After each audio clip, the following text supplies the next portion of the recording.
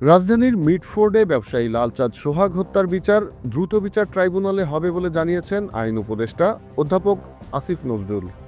দ্রুততম সময়ের মধ্যে এ ঘটনার বিচারের ব্যবস্থা করা হবে বলে জানান তিনি।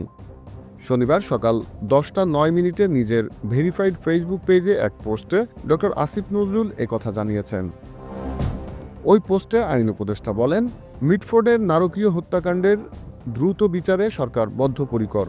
এই ঘটনার সঙ্গে জড়িত 5 জনকে ইতিমধ্যে গ্রেফতার করা হয়েছে। পুলিশ সর্বোচ্চ গুরুত্ব দিয়ে তদন্ত শুরু করেছে।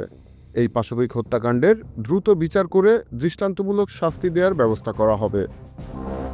দ্রুত বিচার ট্রাইব্যুনাল আইন 2002-এর ধারা 10-এর অধীন দ্রুততম সময়ের মধ্যে বিচারের ব্যবস্থা করা হবে।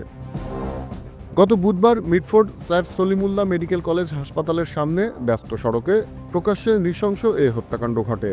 হত্যার আগে ডেকে নিয়ে সোহাগকে পিটিয়ে এবং ইট পাথরের টুকরো দিয়ে আঘাত করে মাথা ও শরীরের বিভিন্ন অংশ থেতলে দেওয়া হয়। Z news, Dhaka.